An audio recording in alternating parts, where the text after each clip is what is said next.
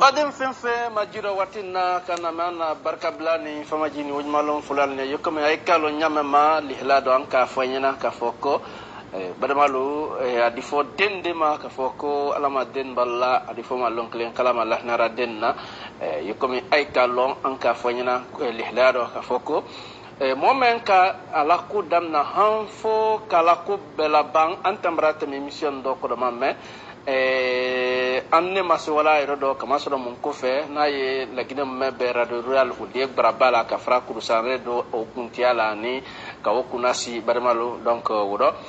fayda ankan kana bo joma bi alele lansine to men loni lansine ani sumba tambrate mi mission donc ko do man o diaral nya mais anye bi man do ni yata ko bari ni yesu mun ni difna vraiment assalamu alaikum wa alaikum salam wa rahmatullahi wa barakatuh voilà ni kama fene ka foko aflona le ten ka foko yete mi mission do o tiari ni kama fene alama lahnara na ye mawadi kuyate be afla mako kuntoko namu asa kona kre ne kilele wole telephone na ka asbaba so don banka me o manda en fon kaye atemeni nya juma ala se aflo ile kalon nya juma nyafe yekuma okan namu kan so brad yanye ki fo ko berkabla ka ba fen la mena ka folli bela denima mo recruter jangro men atumra men jangro do doni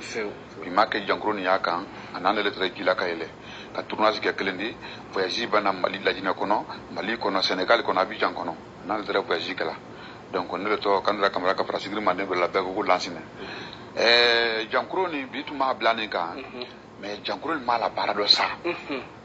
alambo voyage ni la clique bedan ni la clique jankuru le trala si ça le ori madame na le ulema amba jouer a pas peni kelenge donc na do na ne buri kera wodo no fona ka tanta folo asa ni la clique très sila ko lonkana donc ambra ma bede ambra mais alam ambra ma bede alama bensi madame to bra ke wori do ni nan jankuru bra wala fanga soro awula kana kona kri aka SOS demander be ko video yi donc antura obulema odu sagbe flana an wata tra sino jinila akan kili ko bo ko wata sino jinila kan yon ben ka wa ne ka mutota to kera yende mena aka coup de téléphone soro donc mena to na coup de téléphone soro voilà o sura bulu mena akoko jon kan tunni antoni soare ki mi ko nyoti no ko bo ki ko sai kai na direct report la donc mena kan yon ba report la donc mena ko report en face al kaldu be dingala ro clinique ko ka so na sara rome kan yon be donc anarai donc ka suri ato di keki ilo sar ko antoni soare akilo sar ko donc mais kabo kuntu kala jankuruma publication dunya be kalon ka manke voilà ne ba kala ma afrique ba kala commentaire dunya ma ala jina men donc la ina refana kala ma tulun kana mais a kya kala ma an be kala ma mo le clique la fambe mais an nam sake ale ala ma sala mais an mo même bla la artiste kuna donc wole an na lete o blale ne wi janta artiste la kodo na artiste janko da ba kalama ne saya da ba kalama mais anna ministre la culture mais anna to kuma la okan ni kama fene yan kanyi kuma okan kuntoko ali lonin bebulo alama lahina la ando wole fulaka fo ko mande ba mo tabrita yala sa ese mande ka magbe voilà Simon de Bradianye jankuru tule nyawole mantoni ko ni kata bantoni soirée mande kalidi ole ki kanaba makilo ala sarla donc ko ha kende ya na ben la wa na ma be an kadi sala wala fana donc mena terewoli li halado antoni kamagben ani baden bere no fadi mais est-ce que siera parce que dolu ya kuma fulanya do makasia voilà antoni kaya ilo sar mu mela à part de ça ka fo ko mo bore na million yiri kada ma donc la dina karo make be kun kambale en keta na barni gambe o ka sefa million kelen lana o fa na be na 13 millions ligue islamique fana o molu ki wuli wa fo million fla ako fonyo ngora ko nyoge ko ligue na ton fula sin ko ni re ka tansoro yina kinyala ko be dianye donc menan ka vonka wa mais ay ka ler men fay mana ma ne wara après akan kili ko no kay brana donc kay na la fo million fla sidia tour fana o la partie wara fo fana ako fana fonyo ko nyoge ko sidia tour la partie brangli kay na ton fula ako fana fonyi donc menan nyero men kalama wuli afora ko gambi fana non barni gambi o sigini malale mais a tolo ko barni gambi kuma la fe ka sha gambi na ta maliane o ni roi du lule ranya ya ni baru balo o ila staff do lo voilà mba ni be ko korob tun sa magbani brake ile kala sa ya lo nya joma nka sa ya lo nya men kan ne tre wala fe labtani sinon ye visiter na la ko tuya docteur lu kan telo ale re fana la ba fo kunte no na kan kame ila kam docteur ma kuno kayoto yi kunyo kele wuri ndi do andi bado tulun kana passé fana na molu na fano vrai au tranquille ali oxral kay tranquille marama kante msoglen tofla ana demso ani fatgina bu camera do fana tra wudla na lamma kunyo ali nyoke ma kuma go nyoke la janguru godo mbo andi lo ke video ndo dan tege losso fana donc fondation losso fana tra ka wudla na modo fana dan tege mo med mara ka wudla na ngoro fana dan tege donc o dante lo ntru kelay e sa nyayla donc maintenant akende ay ka bla mege ka waluma akan kile ko nyoga ko mbrase luma e ki ba luma on alhamdulillah o du sagwe flana warafu mais wafu ka fo nyoga ngo nyoga ngo menki i yalal manedia ako ngo me yama fele inyakshe mene ma inyakshe mandia kile et puis il la clifana il la cli berena ngumuna mbriye ye pom fana vendol ni fela ngomuna ye basa e bosan labtan badoni labtan men sala 3 millions par jour e bosan ele vendol ni fela ngomuna kuno ko sale kamina kuna sini ko le non ko le brani la kibole ngonyoke gouvernement ne nyeleti mo bakendela ngome i bon labtan muna akoko docteur lo kabra kenda e docteur ko de on mais ni le docteur ko fonni ile mankena muna ile tafo ka vraiment tu la ne makene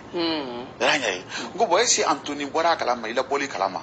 ako docteur ko kabra kenda ko me ay ma Anthony masoro me ay ni Anthony te ko koli kai ko wole klika foyi e sa nyela kana ka nyale kele luma wori donc ne ko ngom ngo san baba ngo ala bente ta ko non ngo klike o du sagwa ka klike sine ko san baba wara ire di laptani donc me na ka klike ko ay wara ko visite gala docteur ko no ko foka hospitaliser fana hospitaliser o do 2 jours 3 jours ala kuma be nyakela kan ne kili adu na luma kan klike ko abra ko do donc me na du sagwa wara fo du sagwa flana no ka téléphone babul docteur ko téléphone babul o babul du sagwa nani na ala kuma nyake da nala maintenant au coffre amakuma ko donc il a fait 3 jours à cette malade donc au 4e jour donc maintenant il quand 5 heures du matin docteur le kile wala donc wa do ka doke docteur le ka doke kili doke kan neki akoko kro ko no anyo be laptani kasoro ya kalama parce que a foranye binyo ka ra 3 jours ka makuma donc mba kilitri a doke téléphone talanka monsieur kili monsieur ko wa ko tinya le ka tek mala nga tek mala ko ngo bon ko sini ngo nba ala ko nya walaka sini ngole donc mena 5 heures du matin ani bora donc ay ka doke kan kili ko koro kan ina be laptani on ka bo foranga fo ngono ka braba donc ngwara donc vraiment ngwara ko han suye ay kan nyala suka apana se ka suma sidi ka banka ta fana kala do mamli kono on ka longo mo ko do rasa donc abraham fola tunya wuya brake tunyari donc atole sayalema donc ni ranyal ka suye donc ali halame olendi nyabra suye alkata ko wadi morgla munu mon tebani ha ila la délégation ka kana bande mo balka munu mon ke mon tebana ko do donc saya ke wala di morgla ay ko kambe wa akoro ke bela kulum lamba ya nyoy donc ambe kan shi majumalo donc an ka juma sali kayni donc an koni mamandi mo boy la délégation breye amma gouvernement de délégation breye donc an ka vendredi kay an na moye na la folie kala ka samedi ke moye na la folie kala mais na dimanche long an bora Conakry donc ka dimanche bori kana do antenne long make bad entraînement di mardi le ka entraînement di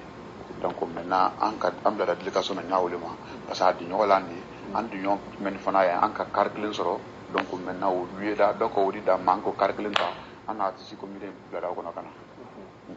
mais ni ka mafane ka foko sukuya ndo yala sa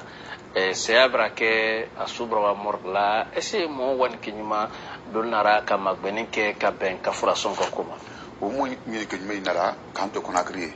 ka bo juma ma ha samedo mo inara ne la mo men nara ro kashia na mo do kankilo ne la kana million kelindi do na la 500 do na la 600 do na la 800 donc ne tiana molu ne la mo ile wuri o yira makunte ko londe mais ka lo ba ne baranyo wole ay kan ne magben wala ay wara ka dante like famille a bɛɛ sɛbɛla donc mo on drena la fififi donc li hala me wole ni afura ka fɔ ko manden faida ka fɔ ko jamana le manden de saya kuro yalasa an ye mɔba wulu senbɔ n'a ye biro ta fandisa a ka baara min kɛ ka an na namu na sabati ka lawuruki namu ni a fanka ka bon ni kama fɛnɛ yalasa ile miriyaro esa la baara o diya donna a dɔ mandenka i bolo kuma fɔra diya ye baara ko ni diya donna a dɔ a di ɲɔgɔn bolo ani fanu yajinɛ kɔnɔ den ani mɛn ye kɔ kan farafina ni dunya o baara diya donna a dɔ i bolo dolu ma se bɔli kɛlɛ mɛ ka kili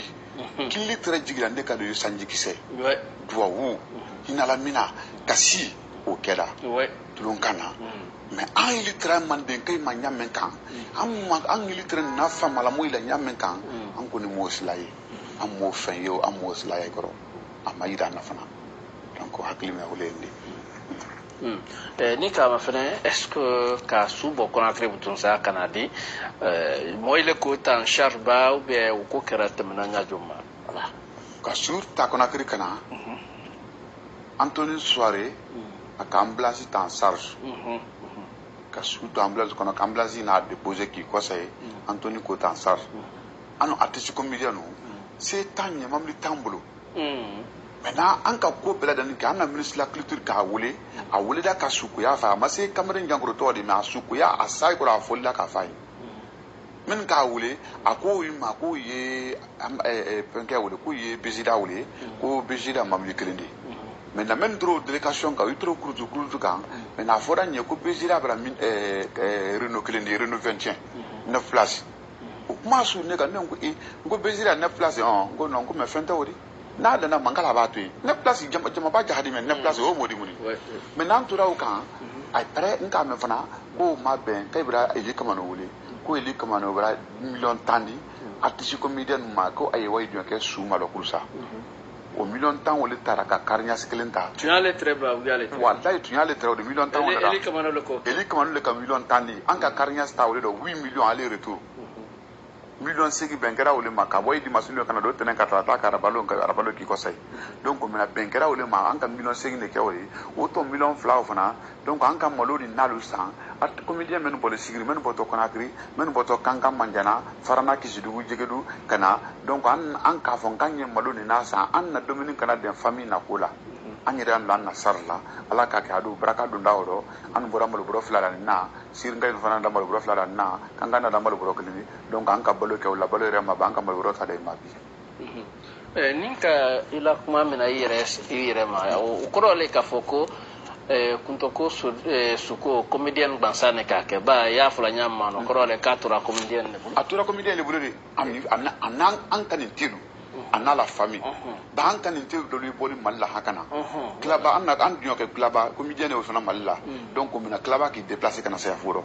an na promoteur men fana Mali la Jibi Keta o fana k'i déplacer an teri gbere mɔgɔ fila o bolo fo Mali n'ale ba fila bɛ Mali sajɔ ka bɔ Bamakɔ ka ba fila Mali sajɔ kilo 100 la nin kɔ donc o k'i déplacer olu nana mais a sukoya kɔni tole di ɲɔgɔn ye ni kanin tɛ ile bolo ani baden a de ɲɔgɔn la a baara kɛ ɲɔgɔn lu a sigma turuna ɲɔgɔn lu ani an kanin tɛ mɛn an na fa mɛn ye dunya ni lajinɛ ni Afrique fan wolu tun ka siya ba ou bien mɔdɔ fan wolu tun ka siya voilà donc o sukoya to ni wele bula ni famille a terilu fanu ani ala famille donc ile miria tɛrɛ k'a fɔ ko kuntoko sukoya tun kan ka kɛ ɲama a ma kɛ ten wallahi miria tara ma maketi ile miria tara ma mo me kuntoko ma juman kɛ lajinɛ la an jamana kɔnɔ den na sɛwala le ka jamana kɔnɔ den na yɛlɛ ka ban ka jamana kɔnɔ den bado tulunkan na a do fɔle kira ko ale salatu wasalamu ko den ka nana fala sewa ka kabila la sewa ka badenya la sewa ka lu la sewa ka jamana la sewa ka su la sewa ko don tar yinale ko den ka fana a nana fa dusu kasi ka kabila dusu kasi ka lu dusu kasi ka jamana dusu kasi ko den do jahannama le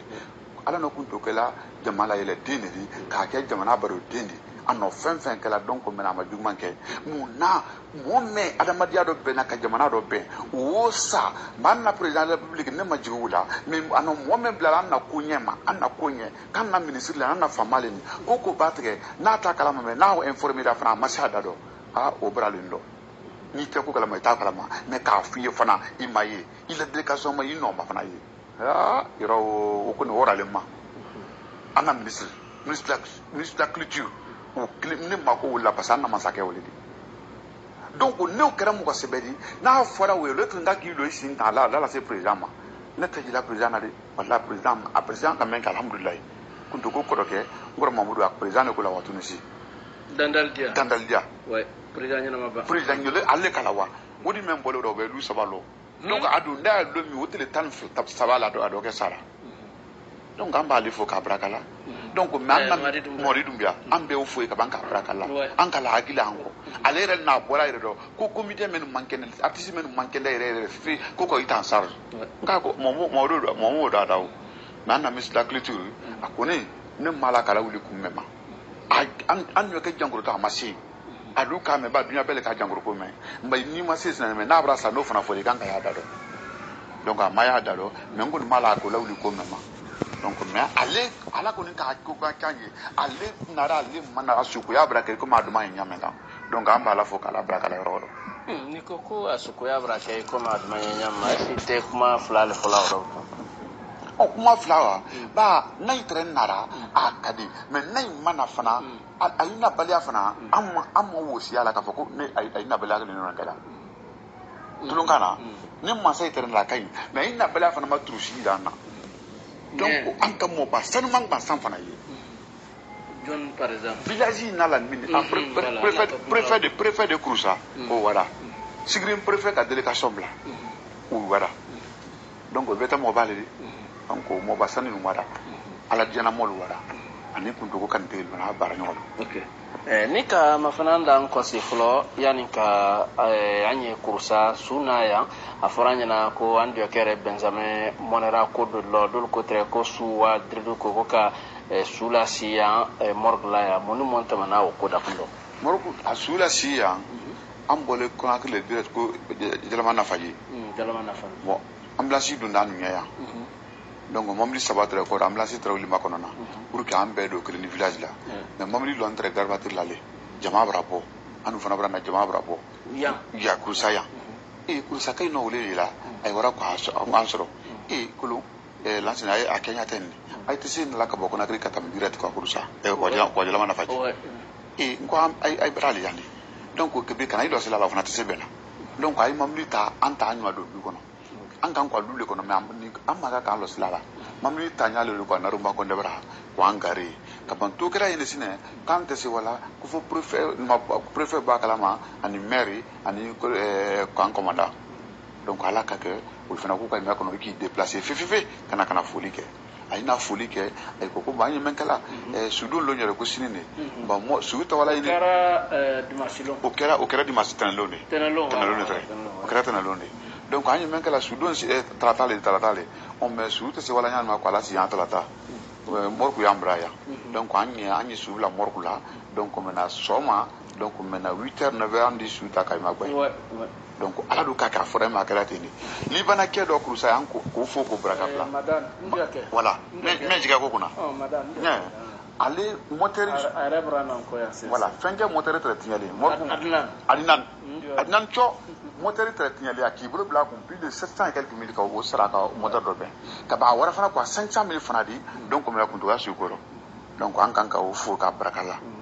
voilà donc o be ki do diake voilà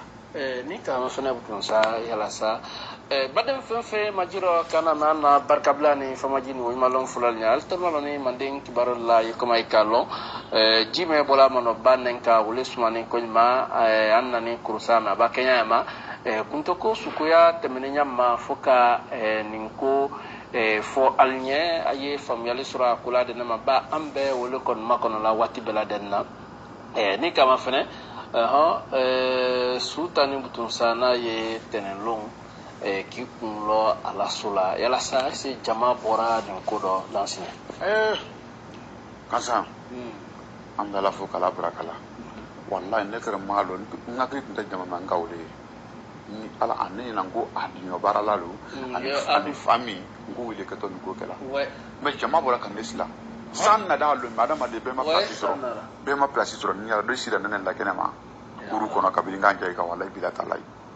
donc a kɛra bonya de a kɛra adamaden ko de a kɛra jama ko de ne ka mamuli kɔntɛ mamuli 68 ne tora ma lɔn ko jama sudi nada an na ministre masa trenda fɛ ka da ministre wallahi allo dia ma yi so no wo ye nyoy na ka frakindi ala kuma to yala sa anye manden ni ibranya ye buluba funu ala la tile kro nyafe ye kuma manden ka wo ko do bake ye ministre to ministre li nyoy na watin na ka fra kindi ala peut-être da ma fena lady bara sur ou bien ko bra ma masena la yala sa ni kun man ibramul ki kuna remente men ko bala wala wodi suboni yang kan jona ko adi afra mutusa subole ya kamena ani ko chama bora si yan wole duma ba ku sale fana ku so ba la kaltalde su si yan préfère ko quoi su tawala le ko bele wuli to ka waka délégation la su kan kawa donc maintenant kan fana ka délégation bla misigri donc ni ka yan préfère compagnie wala ka su malo o ka so su fana bara fa ko juya jama bulu kan brana sigri brana manjana brana kursa brana donc farana isidu jigedu dabula masanta be brana zikru benali donc est-ce aika sumol mayni ka zanka foko depuis su dana ni su ko ya nyon tamrake an ko do an ka aika ni kalike journaliste ka ni kalike ba kuma be bendida in ka yayi molu ni kala ay ko ka follow ni nante molu ya men ka masaya ke molu ya men ka sarama ya ke molu ya men ka lonin ke na nyon su ko ya jama ka ma ke follow ni ay ko irana fu ile miria rabtu sa ka foko kunto ko ni wotun katan anu kanya mani fembre kanya meno teklindi ko ba do kele kunto ko yebi we ko ba jonne wo yekuri même ala bra kita la rejina ko dona ano para mere fro kala rejina akanga sara rejina le ba ma jumna ko dina ka samala tro aka jumna ko dina yele ko baka ibado donc flo ine mali bi muso do yi makata yi jika dukure muso dole wallahi bila talai aka bayire dole ako kun kato yi men kala ni ala mara yin ta kali kun to ko mamra yin ke kun to ko tali wallahi bila talai ka baka an wule bi kai maka ko me kata fa ko me anakela ala le kabra yi ni ke kun to ko tolo bi ni ke kun to ko la hijira ne mai sama do flata herede wodore donc fanu kan te be do wula su ani tele anye kuma la te yenta téléphone na vibration bien sûr qui do le incomde lolu ka boteli ma hasu donc to do wiro donc kasa ni ka bi para menka e pa para ke ko te ba bo ko ta jamai ko wallahi para berele mais ni ka para ke mi ba bo moti ko e te moyela o toyi e kalo mandenka ka o malo namo donc alala mandenka ka o malo an sunu pas le trait ba sayate ko judi ko belene to ko la saya kantro mais wallahi saya kenya fana na ndiala batandoli kan bansan kona kri folo imam wurungula men wara ko do ke ne la imam fla traro donc ko kanye para men kan ko anna bara kanya jijare parce que molu e temps sur la bi kan ma fle katama ile kan aile ba da wala wuller kele ko ler kele mo bana wati na ko mo ibra presi ko me mo ibe ler saba kan na ko ma fle kan ay be temps sur la ma fle ko donc ko kan sra la le bulo parce que anye badnya do ben kan ka signaro ben ka trignaro ben ka kabla do ben ka soro ben ka mansalu ire de mai la mansaya la ila jamana jure la anye wole baraka donc o korole ko kunto ko kapnare ba anno kunare ba le soro la bala mama trop soro atrasar la misri men fana la sigiri brani koro imamu fana ni déplacer le kana la syria kan karo tan fila sala le kofe donc ko tama ki bo famille da famille fana shawara kan na ta ko diga abrawa denjel le toni abulo akoya kunto ko ala no denkel lul le lama denkel lul ala no bila kar jigoro ni kama fana bi kunto ko brawa mais mon chemin fala ko kunto ko wa koro ko mo sitana sala ale la dela yala sa aketu to jombolo jondi se akela ya fwale se o moye ile mriado ba ay la barale wala o me wori barale ano wakali man kala ki ko i wakali barala ni mo ko wakali ga ida su soro ama soro yinte ne mana mari aka wora kale fifi barakama i b'a bila woro foyi la a fɔlɔ mɛn na a ma woro dɔ bɛɛ ta k'a fɔ ko mɔgɔ dɔ bɛ woro la min sɔrɔ la waati b'a ma nani dɔn waati bɛ ale lafɛya de dɔn wala ale ma nani lafɛya de dɔn ko bɛɛ kunna ma i da la wuli ma k'a la ba ma dɔla ye o bɛɛ kunna dɔn donc o bɛɛ ye limana de di quoi sinon ni limana tɛ i da ko non a ma sin dɔn a kana nin kɛ n ka so ma ten mais a ko bɛɛ kunna dɔn donc maintenant a m'a sɔrɔ yen ten na k'a sɔrɔ sɛdon dɔn mɔgɔ mɔgɔ k'o sɛdon ta i d'a sɔrɔ i d'a lɔ yɔrɔ sɔrɔ kuma si t'o rɔ ni ka ma fana baden fɛn fɛn ma jiro an na barikabila ni famaji ni o ɲumanlɔn fɔra nin ye an na kuma laban ni ten fayida an na barokana ni kundɔn ele de se mun fɔla bi kuntokola saya dɔ a kɔndɔn seba dun dɔ mɛn fana ka jaranen kɛ diɲɛ fan bɛɛ ka ban mɛn fana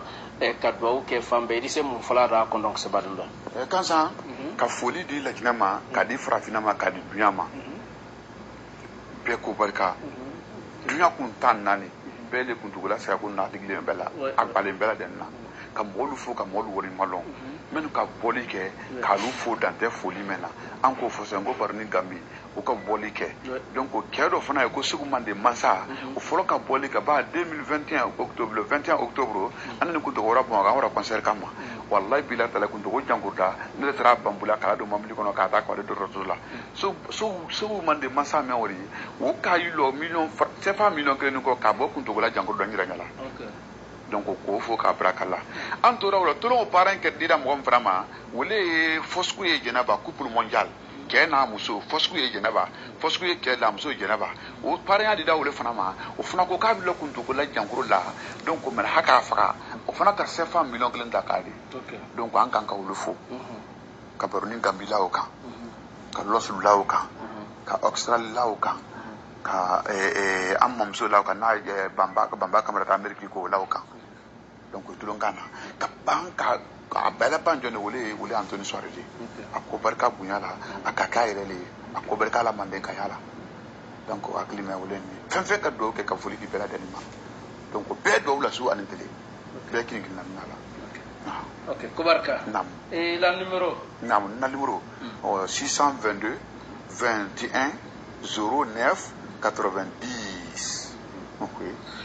badin fɛn fɛn ma jiro an na barikabila ni famaji ni o ɲumanlɔn fulal ɲɛ alima ɲina alima fili ka ila kala ka fɔ ko mɛn tira an bolokɔrɔ bɛ wele tɛrɛ o di kansan ni kan ta ka da ma barimalo ka bɔ kunfan dɔ an ye kurusa waati na ka bɛn radio rar bɛɛ la barama i kuma i kalon n yɛrɛ kuma la ten n siyɛni mɛ n tɛmɛraba a fulal ɲɛ kani ta ka da ma fan bɛɛ numéro kelen pe wele 628 32 40 85 628 32 40 85 an ni lansine sodiya b'a tɔgɔ le lɔni tɛrɛ ye barokana la ko ɲuman ka foli ta ka di bɛɛ lajɛlen ma a ye ni kɛ bye bye i b'a kɛ fan fan ka foli ta ka di lamɛnna bɛɛ lajɛlen ma a ye ni kɛ ko barika